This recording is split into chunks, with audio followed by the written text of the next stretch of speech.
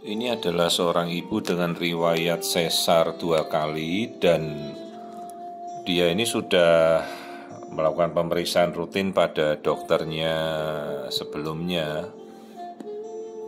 Dan entah kenapa kok pada minggu ketiga 34 ini baru muncul kecurigaan bahwa ini sebenarnya plasenta previa dan akreta. Jadi akreta itu plasenta yang menempel implantasi atau akarnya ini sampai menembus dinding rahim.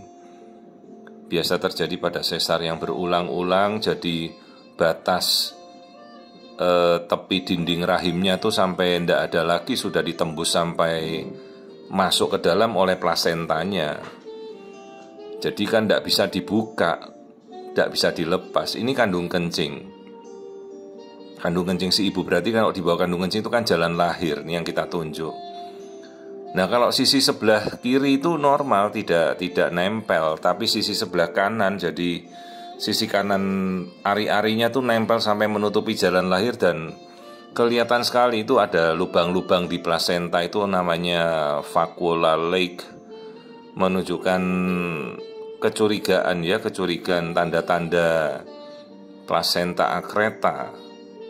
Akreta itu bahasa Latin dari plasenta yang tidak bisa dilepas, nempel ke dalam. Masalahnya bayangkan kalau ini tidak dicurigai sejak awal dan si ibu kemudian tanpa persiapan operasi, darah tidak ada, dokternya tidak siap, ya nyawa ibu ini taruhannya. Jadi plasenta akreta ini penyebab kasus kematian ibu yang sangat-sangat besar. Dan itu dengan riwayat kecurigaan sesar bolak-balik. Hati-hati, dokternya harus bisa mengenal bahwa ini akreta dari awal. Dan dia juga harus persiapan, apakah dia berani melepas ari-ari. Dengan logika dia harus siap mengangkat rahim dalam waktu cepat ya. Ini perdarahannya setengah jam saja ibunya bisa kehilangan 6 liter. Jadi harus dia benar-benar siap, kamar operasi siap, dokter anestesi siap. Karena logikanya ini komplikasinya besar, bisa perdarahan, bisa robekan di kandung kencingnya. Itu namanya komplikasi ya. Jadi tapi intinya si dokter harus mengenali tanda-tanda akreta ini dari awal. Jadi batas plasenta itu selalu harus kita lihat. Apakah dia menempel pada bekas sesar, itu yang pertama harus kita cari. Kemudian apalagi dia menempel melewati jalan lahir, ya itu lebih parah lagi. Apalagi kalau nempel mendekati ke kandung kencing. Jadi jangan semua kasus sesar itu kita samaratakan. Pada kasus-kasus di mana si ibu sudah berkali-kali sesar, tolong harus hati-hati, lebih teliti. Anda bisa tanya pada dokter Anda, dok, apakah plasenta saya aman enggak posisinya? Apakah menempelnya dalam dinding rahimnya itu batasnya aman, tidak sampai menembus dinding rahim? Ada kasus di mana baru hamil pertama pernah dapat akreta sekali, itu yang memang suatu kasus yang luar biasa ya. Bagaimana mungkin dapat akreta, belum pernah lahiran, belum pernah operasi. Tapi biasanya ada riwayat misalnya bolak-balik dikuret ya. Jadi kuretase itu kadang-kadang juga bisa menyebabkan resiko perlengketan di rahim. Jadi belum pernah lahiran pun kadang kalau sudah kuret berkali-kali bisa resiko akreta. Jadi karakteristiknya itu pembuluh darah itu sampai menembus ke dalam. Bayangkan perdarahannya bisa sangat dahsyat ya. Umumnya kita anjurkan angkat rahim. Jadi begitu bayi lahir langsung rahim ini kita angkat utuh tanpa kita melepaskan plasenta kembali. Yang penting tim semuanya siap, ketersediaan ICU, ketersediaan darah. Resiko perdarahannya ini bisa sangat tidak terduga. Dan benar-benar ini kasus akreta itu adalah pertaruhan nyawa si ibu dalam melahirkan. Angka kematian seorang ibu bersalin di Indonesia paling tinggi ini karena kasus-kasus plasenta akreta yang tidak dikenali pada saat melahirkan.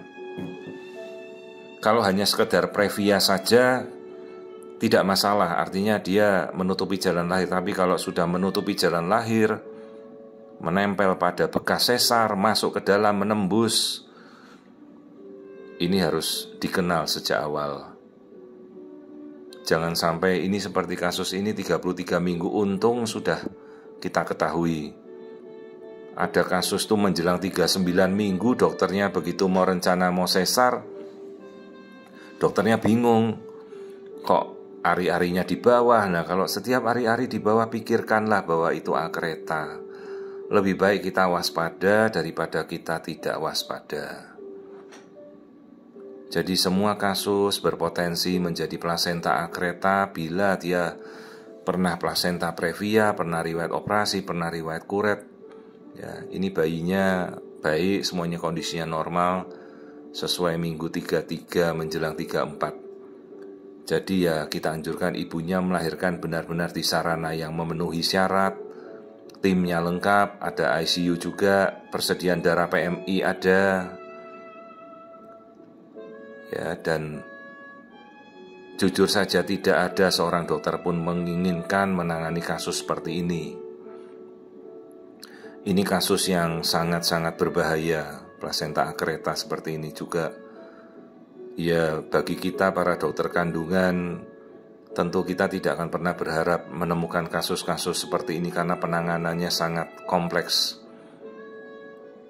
Ya berdoa semuanya bisa tertangani dengan baik, dikenali sejak awal, jadi ada waktu untuk persiapan.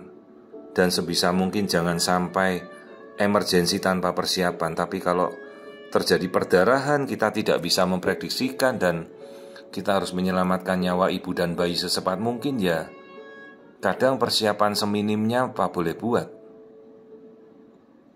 Nah, ini kalau kita masih bisa mengenali di center yang bisa melihat. Nah, kalau kita mungkin di daerah ada plasenta akreta, bisa dibayangkan kan angka morbiditas, mortalitas, kematian ibu seperti kasus-kasus akreta itu sangat besar. Jadi mungkin kalau sudah 1 kali sesar, 2 kali sesar, ya anjurkanlah sudahlah KB kontrasepsi mantap ya, jadi entah spiral lah atau steril. Ya ini tanda-tanda plasenta akreta tuh yang plasentanya ada bolong. Kasusnya tuh namanya moth-eaten appearance. Tuh, jadi seperti ada baju tua kita lapuk dimakan ngengat.